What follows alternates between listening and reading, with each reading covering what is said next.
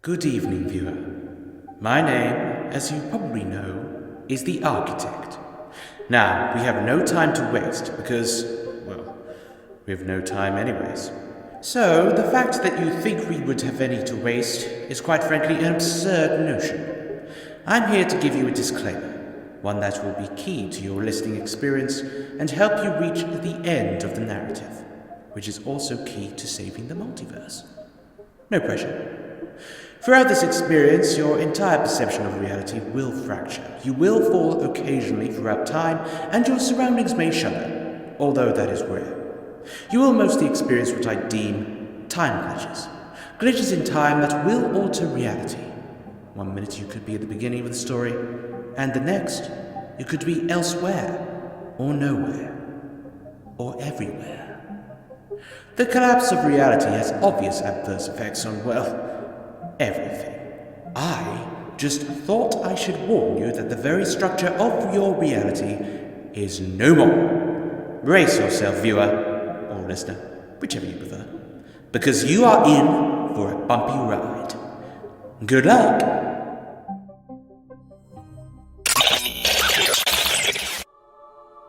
Ending in an explosion and simultaneously a whimper, and a great ball of fire, the end of the universe awaits us all in the end. But what if I were to tell you that there is an ongoing war beyond that point? A never-ending war with no end in sight. It was supposed to be the last great time war. We've been fighting for ever so long, but then we lost our greatest warrior. With 13 of them in the end, and only 13. No more after that. And then they started relying on the ones before those 13.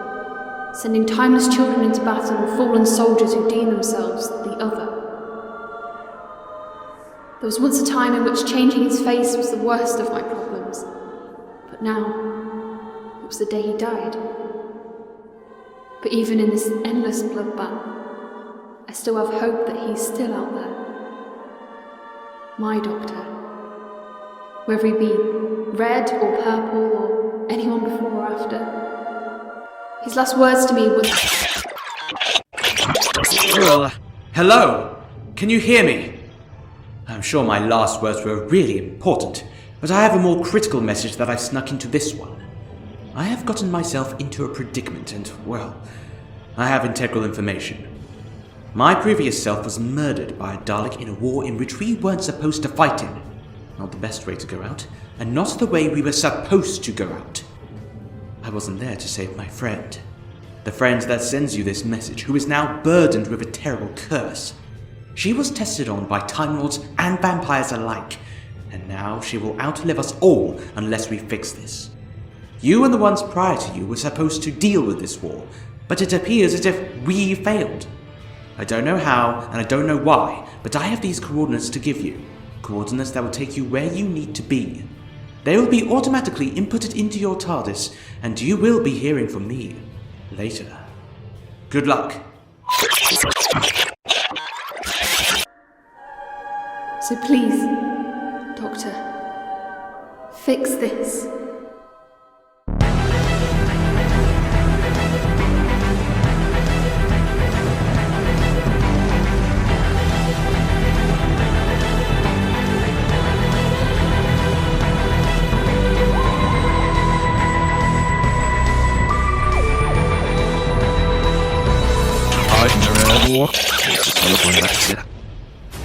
The TARDIS swayed through the vortex as it began to fall towards its destination at its terminal velocity.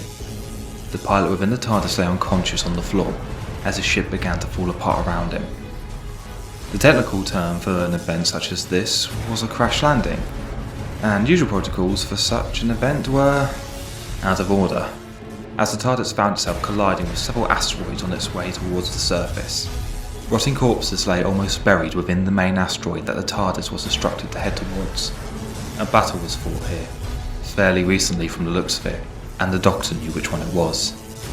He opened his eyes and tried to land the TARDIS safely, but it was too late.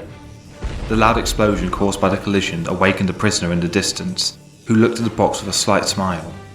Our final battle begins now. And yet it has already ended. The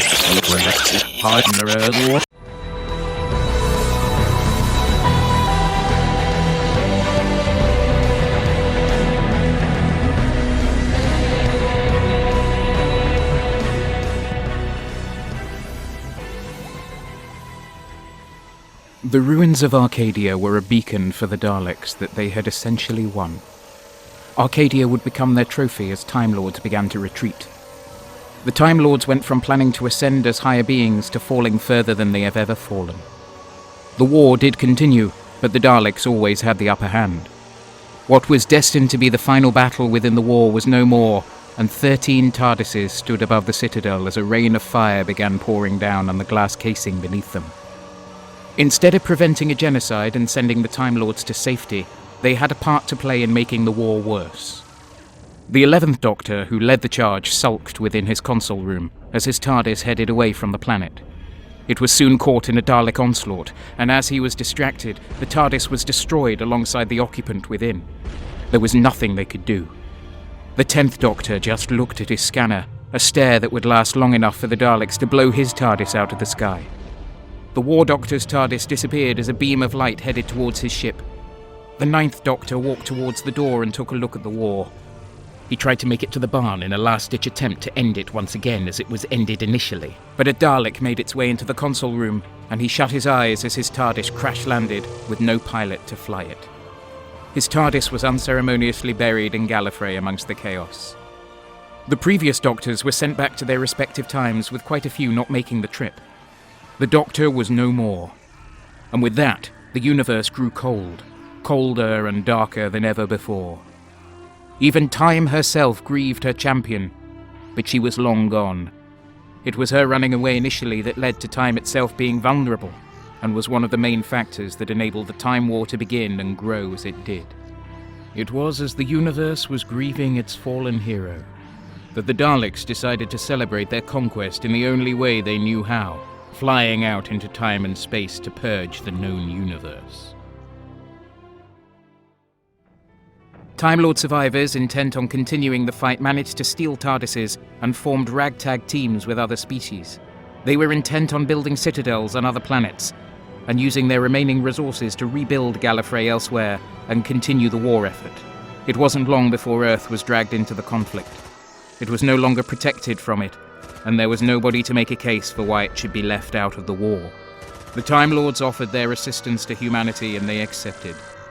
They were wiped out and brought back to life every second, as they were destined to fight the Daleks and the hordes of nightmares produced by the final days of the Time War for the rest of eternity. Grief had no meaning on Earth, as their loved ones would be revitalized and weaponized as soldiers. To live on Earth was to live a life of duty, to die a life of duty, and to relive a life of duty again and again. To grow old and to regress back to your youth constantly. Many human minds couldn't handle it, and they began to combust. Not that it would mean anything, because they would be brought back as mutations, or Vaga plants. They were lucky in terms of what could happen to a primitive life form in a time war. It was less of a temporal conflict and more of a temporal massacre, an endless cycle of death and rebirth. The Doctor lay on the floor of the console room, sporting a sizable bruise on his head. The impact had sent him flying and in the process rendered him unconscious, but as he remained unresponsive, his mind was practically burning, his heart beating faster and faster as a familiar voice called out to him. It wasn't the same voice as the one prior, but this was one from his future, and one he would recognise as one of his future voices. He awoke within his mind, the voice telling him to observe as the darkness around him began to coil, shards of pixelated memories colliding to manifest one from long ago. The landscape he was now in was one familiar to him. It was Earth, during the 21st century. A personal favourite time and place to visit, but something was wrong. Last time he checked, Earth wasn't inhabited by mechanoid Macra and battle-bred Sontarans who appeared to be attacking a flat-packed Gallifreyan citadel. The Doctor did as the voice commanded him to, and began observing his surroundings, deducing that this was the Time War, but not the one he remembers. What are you showing me? Fiction? A nightmare? Fire on my command, 5 rounds rapid. His questioning was interrupted by the sound of a Gallifreyan staser firing from behind him towards one of the Macra. The Doctor watched in horror as Time Lords with cybernetic implants began attacking the Sontarans in an ambush, both sides suffering heavy casualties. But there was one woman amongst the Time Lords that had more blood on her hands than any other. She wore a long black coat covered in dirt and blood stains. She barely closed her eyes and had a stern, fixed look of cold anger on her face. A face the blonde Doctor recognised immediately, for this was his face. It was then he noticed the gun within her hand. A unique gun, unlike any weaponry he'd seen before. The Time Lords began retreating or taking weapons and resources from Sontarans they'd massacred. The warrior Doctor lowered her weapon towards the floor and fired the gun. It wasn't long before she then disappeared within the smoke of the battlefield. The ground began to tremble, and the blonde Doctor was shaken by the events unfolding around him as familiar particles began rising from the ground. The particles focused on the Sontarans and the Macra, as if they were trained to do so. It's as if they were alive. Weaponized flux particles. But that's impossible. He watched as the particles effortlessly ingested an entire Sontaran army and several mechanized Macra within minutes before dispersing. As it dispersed, the Doctor found himself waking up within his now battered console room. What the Time Lords of Gallifrey, the Daleks of Skaro, the formidable Famasi, the time-sensitive descendants of Kroll and Erato, the timeless army of Gum, the executioners of King Candyman III, the legion of the undead plasmatons, the killer crinoids, the vengeful Vardans, the injurious monoids, the battle-bred Merca, the deadly assassins from the unknown, the Tetrap Naimon Alliance, the humans of Sol 3, and not even Time herself could foresee that her champion was still alive. As his timeline was being untangled, he remained within the confines of his ship with his head in his hands. He looks towards the ceiling of his ship and begins to ask himself about how much time he has left, and begins to ponder the possible outcomes of what just happened. His attack eyebrows focused on his console as he got up and walked towards them. For the first time in forever, the Doctor was left completely speechless with no hope nor any snarky remark, just questions. This Doctor was known as the 13th, but he deemed himself the 12th due to complications with his timeline and his choice in title during his warrior phase. He made it out of the massacre and retreated in time to escape. I survive. I always do. Even when I don't. This is one of those situations in which I need to focus. Log hashtag 34900.6b.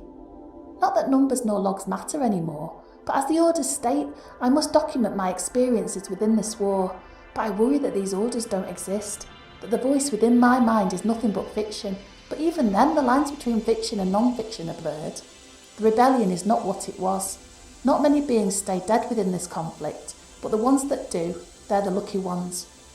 Maggie has been on my mind recently. The fact that I can even remember her name means she must be important. Perhaps in another life she was, but now she's gone. I remember distinctly how it happened. Distinct memories are a rarity now. That only proves she must be important. It all began when the war started, time being unwritten and rewritten. Certain events are complicated and were kept intact for whatever reason. The reasoning behind this event being kept intact is clear.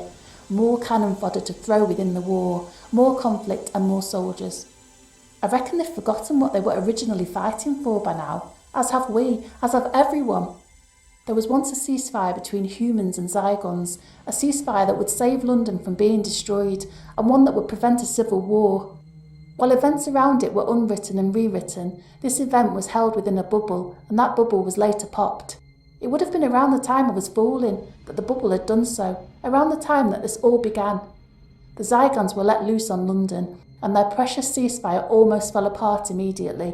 The world began to crumble, and before anyone could do anything, the Time War was now etched into Earth history. And that is when I came in, tasked with finding and leading a small resistance group named the Thetis. I was found by her, Maggie. She was reporting on the situation, I think, and she saw me falling from the sky. She picked me up, and in that moment I could see her life being rewritten, her expression changing and the glint in her eyes fading away. Her arm was now augmented, her clothes were now battle armour, as were mine. We were now warriors, and would fight together for many years. That is how it all began. We found the theatres after the voice led me towards them, and with that we were now a ragtag team intent on ending the war. Our newfound optimism from past lives later faded away, alongside all of our energy, but we kept fighting. We have to keep fighting. It wasn't long before time was meaningless, and we were no longer aged. Time Lords began augmenting themselves with leftover technology. They began factions as they always do, and with that most of their fates were sealed. Our team found ourselves on a mission in which we had to cross one of the few remaining jungles on Earth. We knew we were entering a trap, but it was all part of the mission, and it wasn't like death was a concern to us anymore. We encountered a few traps before realising we were in Zygon territory, and with that, our fates were sealed. I watched as my team were brutally slaughtered in front of me. It wasn't the first time, and it certainly isn't the last time that this will happen. Our mission was to prevent the Prydonians from using reconstructed looms to mass-produce mutated loom-born time-tops as warriors. But we were too late.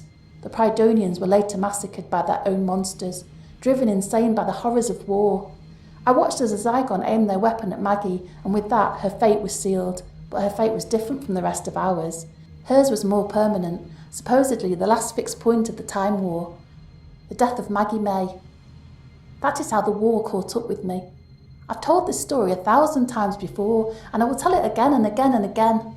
Deactivate log.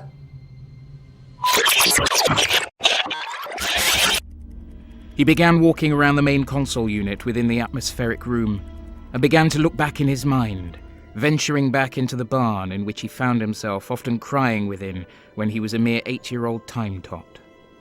The barn was where he went in his mind when he felt as if he needed to hide, to run away and cry. It was the home to his anxieties, and outside it was a battlefield in which all of his toxic traits were embodied by monsters, and they were led by one man. A man in black Time Lord robes. One day they shall face each other, but today wasn't that day. The Doctor sat on his bed and began to focus. He knew that their plan was initially successful. Deep down he knew that they saved Gallifrey. The question that plagued his mind was, what has changed this time round? The answer's in this barn, he thought to himself. His gut instinct was calling out to him as shadows of his former selves began to present themselves. The one in the sand shoes, the one with the dicky bow, and the one who has more blood on his hands than any other. Spectres of the past cemented within the Doctor's mind. Distant memories hidden away from him, much like the dreams of Ireland he keeps experiencing, he thought to himself. But he assumed that this memory in particular was hidden because of 3 Doctors within the same room. The 12th Doctor then stared at the one he nicknamed Chinny, his 11th incarnation, although that is even up to debate due to the 2 standing next to him existing. One regeneration twice, and one being hidden away by all his future selves. He then turned to Clara, who was getting into their heads, convincing them all to come up with a better way, to be the Doctor. He watched as they did just that, and it all came back to him. The 3 Doctors jumped for joy and discussed their plan. To freeze Gallifrey in a pocket universe like a painting.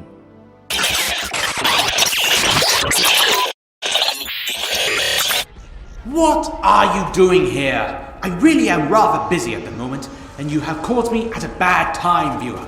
I told you, I have no stories left. I will get to you later, but for now, I'm in the middle of doing my job. Where am I? When am I? The war revolves around me as I picture myself fighting amongst the undead, watching as Daleks and Time Lords alike begin to invade our planet. Right, I'm glad you could make it. Our entire history rewritten in front of our very eyes. Not that you had much choice considering I plucked you from your time, but before you awaken, you will answer a few questions. I'm going to send you back to the beginning. You will now tell me when you came from and your involvement within the war. I see a woman falling from the sky, and I help her up. I remember an Irishman, a man who named himself who was he? Why can't I remember who he was? He seems important to me, and now I feel as if great chunks of my life have faded away, have been rewritten. My name is Maggie, and I was one of the first soldiers to be enrolled into this war on Earth.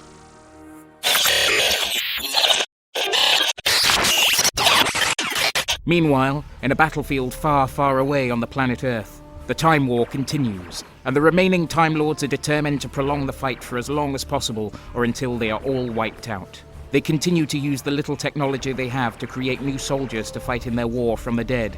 They use looms to create mutated time tots to fight their battles led by their peers, high and mighty Gallifreyans reduced to cyber-augmented, ragged warriors with nothing to lose. They were all led by one woman, a woman with more blood on her hands than any other soldier or creature within the everlasting Time War, a woman who fell to Earth as the Time War began to rewrite Earth's history, and a woman who was known as the Oncoming Storm.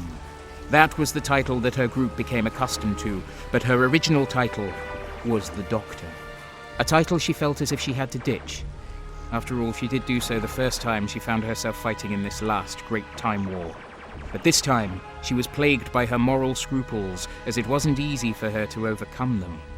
To be a heartless warrior, destined to win the war with little to nothing to achieve said goal. There was a voice echoing through her head at all times. She thought she was going insane, but then the voice began to burden her with missions, and the tasks were successful. The voice was given the name Meg, and she first heard the mysterious voice when she found herself hurtling towards the planet she was now destined to fight on. It was on this day that she was tasked with finding a casket named the Relic, a title all too familiar to her as she fears that this is the casket that she will end up in one day. Within her mind, she began to speculate. Her memories of the Relic were hidden, and for good reason. Her previous encounter with a metallic box with 2 Greek letters etched into it was in a dead timeline. A timeline that was resurfacing day by day, and she could feel it.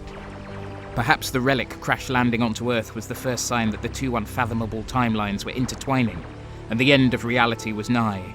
Or perhaps it is a different casket named the Relic, she optimistically thought to herself, before her optimism faded away. Optimism was in a short supply during this war. The Doctor's corpse can be utilized as a dangerous weapon, and if it were to get into the hands of any militant powers during this war, then it could mean they lose. She also knew that she had to stop the Time Lords from using it. Not only was the voice in her head commanding her to end the war, but to postpone the ending until the right time, and in turn the voice told her to give the Relic a proper burial. The Doctor agreed and began to rally her troops. Welcome to the interval. I can't blame you for being here, because deep down I know you are here because of me. Not because I'm irresistible, or because of my ability to tell incredible stories, but because I'm a self-proclaimed plot device. And unashamedly so, I might add. It is a noble profession. Without me, plots would stay in one place for too long, and stories would never move forward. It would be like watching the Doctor go through that ever-changing labyrinth in that confession dial, but without fast-forwarding. You would have to watch all 4 billion years if it weren't for me. I give you all the necessary information in what your species loves to call exposition. But hey, I just love telling stories. I know writers who don't use exposition, and they're all cowards. I mean, it is rather difficult to give you the necessary information. I don't even know what is happening or what is destined to happen. Our eventual fates are no longer written, not even mine. All I know is that they are all intertwined with that of the Doctor's fate, and I must ensure that this must be fixed. It is why you have found yourself here, when I have been bringing in my guests. I have been filtering through the billions of distress calls to find the right ones to send towards the 12th Doctor, and yet I have also been investigating by interrogating survivors and key figures in this rewritten timeline. Without you, this story can't continue. Time won't be restored, and the ending won't be rewritten. You need to know everything for the ending we want to exist to prosper. You are just as important as the Doctor in this story. And with that, you have a story to follow. The 12th Doctor, on the other hand, was still looking through his memories within the barn, replaying the event in which the 3 Doctors united to save their home instead of destroying it on a constant loop, ending the clip every time they walked into their TARDISes. He was frustrated and determined, although he could sense the Valeyard getting closer, and the prophecy of his awakening dawned on him, but he continued to watch the clip again. This time, an idea clicked within his mind, and he decided to let it continue playing post the moment in which they left the barn. With that, the doors of the individual TARDISes were shut, and they began to vanish, heading into a battle that would now lead to their demise.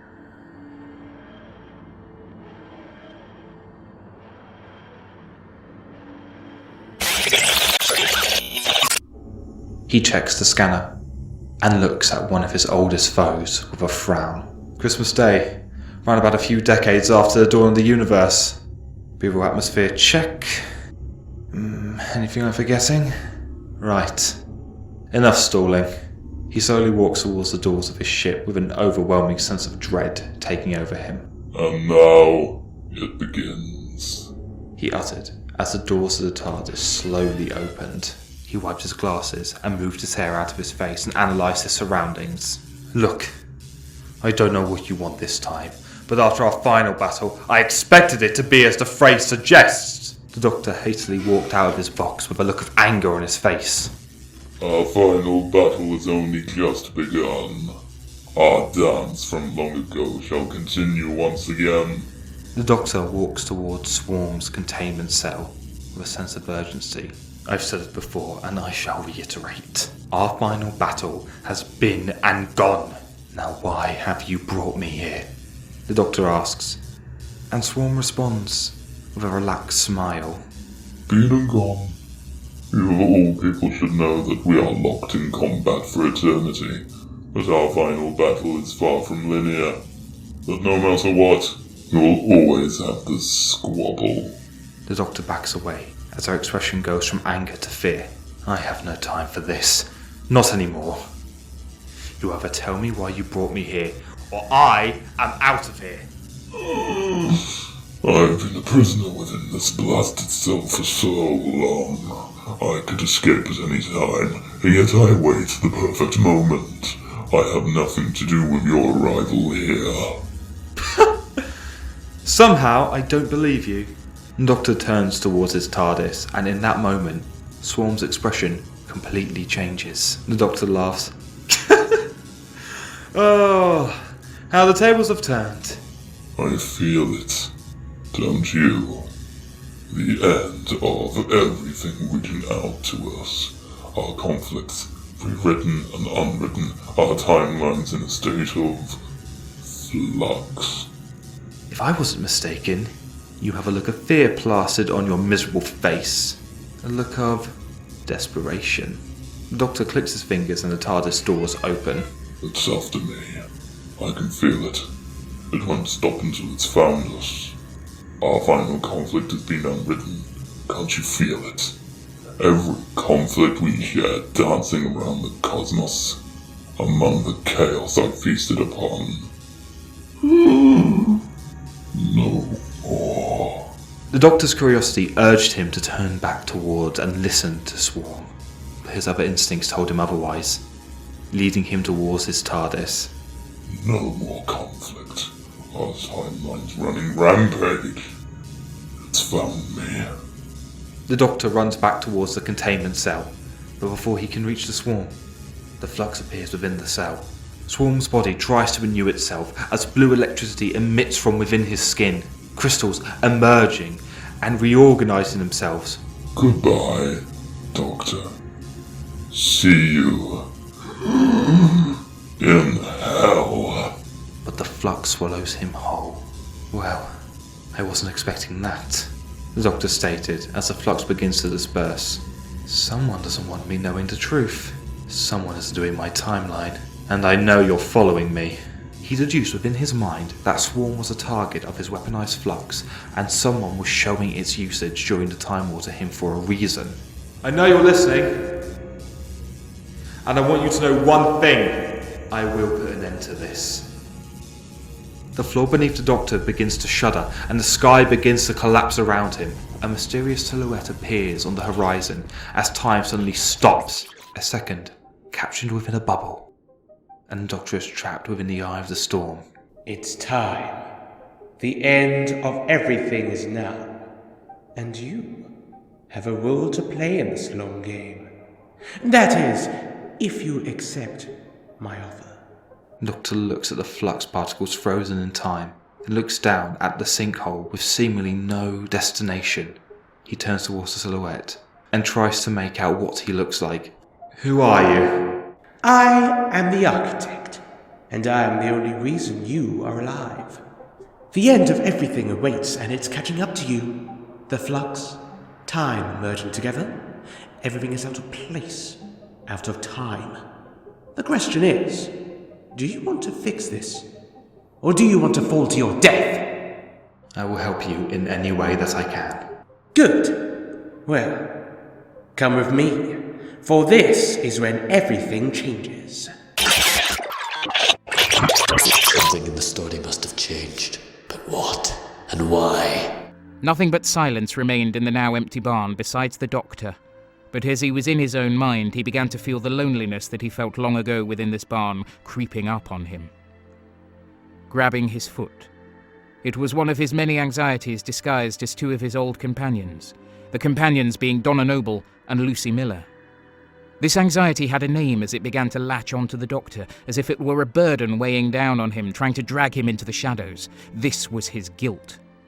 The guilt began to grow heavier and stranger as it began to manifest itself into Adric, Martha, Katerina, Susan, Cinder, Perry, River, Amy, Rory, Ace, Hex, Molly, Tasmin, and so many more beloved friends.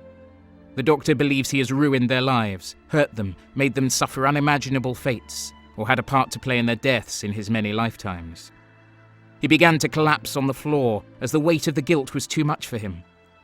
It was as he fell that he noticed a shadow appearing within the room, one that now stood where the warrior's TARDIS once stood. He looked up to see the veiled figure walk out of a hole in the fabric of space-time. Whoever it was, naturally was the culprit behind the change in his timeline. The Doctor thought to himself as he could almost see the figure that appeared determined to hide themselves. It was obvious to the Doctor from their stature that whomever was underneath the veil was frail and old. His guilt then began to grab a hold of his hair, and now he found himself face-planting into the sand, unable to witness the figure taking off their veil. It was at this point that the Doctor then began hearing a loud buzzing sound, a familiar buzzing sound that prevented the anxieties now latching onto him from dragging him into the darkness. They began to quiver and vanish as the sound got louder. The Doctor raised his head in an attempt to see who was in the barn with him, but the room around him began to shatter, and the veiled figure was no more. He was no longer in the barn, but a white void. No thoughts to be found unless summoned, but if he were to do so, then perhaps the shadow of the Valeyard would catch up to him, and he knew it was a bit too early for that yet. The white void was no longer completely empty as the 12th Doctor began to trace where the buzzing sound originated from. He found himself walking towards an old junkyard in the distance.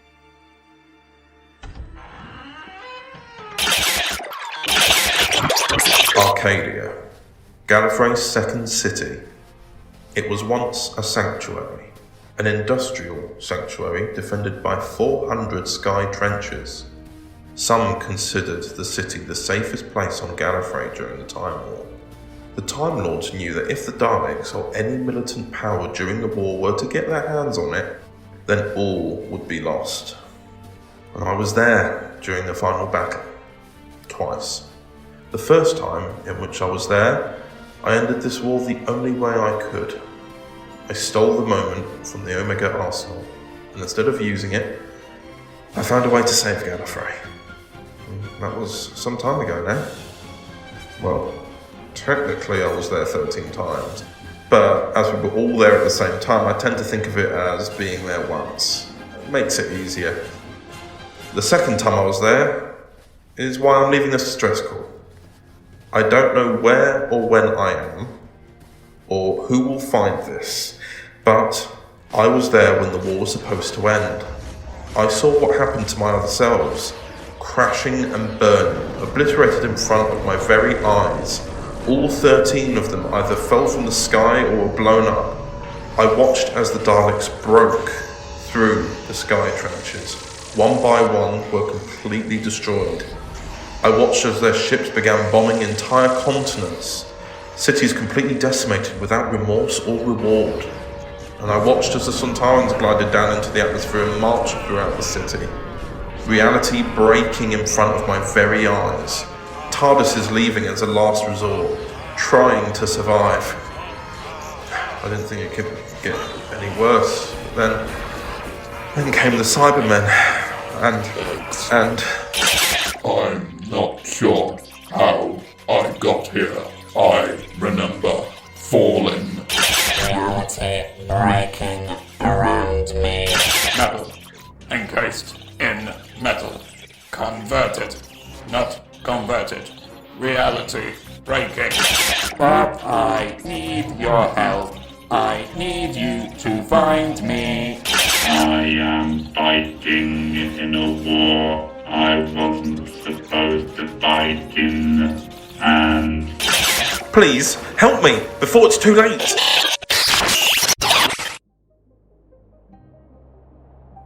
And that is the end of part 1.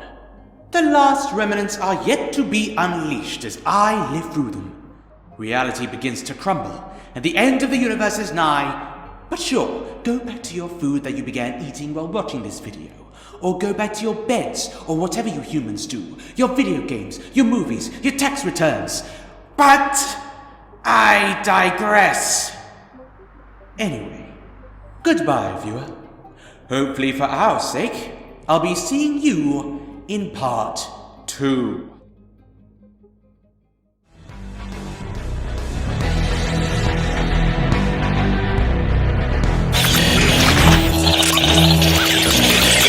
That's no good. How could I end this? Wait. What are you doing here? You're not supposed to be here. This defeats the whole narrative. Who am I? Oh, well, I don't know if you actually asked that. I can't actually hear you. But my name is Rory. But you may call me the writer. Only the Arkytekt and you know I exist, because I exist in your realm, in a way. I'm a part of your remnant. We all are. We're all a part of the same remnant, because we all live in the same universe. This universe. The one in which this story is fiction. And I'm the writer. But if you're here, and I didn't expect you, I didn't write you to be here, then the narrative is beyond my control. It's beyond even my imagination. I'm writing this. I'm placing the time glitches, which are my inventions, wherever they need to be. But if you're here, if a time glitch has brought you here, then this is beyond me. It's up to you now. You control the narrative. You're a part of this, whether you like it or not. It's up to you. Save the multiverse. I'll get on with writing it, but even then, I'm not sure how this is going to end. Because evidently it can change. Evidently, this story isn't just mine. It's obvious the story transcends fiction. It's obvious this story is more than that. The very consequences of this story reflect on this universe as much as every other universe. Thus, it may be fiction in this universe, and I may write it in this universe, but to another universe it's very real. And once it breaks free from that universe, as this narrative does demand, it will reach ours, eventually. Because the way I've set up this time war is that it will reach every universe. And in a concept such as the multiverse, when you're writing about the multiverse, it becomes real in another universe. Because the multiverse is infinite. If that makes any sense, I'm only the writer. I only write what you hear and put it on a page. But that's all I have to say. I don't know if you'll leave in a minute because I need to get back to writing this. But I suppose, as this narrative is beyond my control, I have no idea when you're going to leave.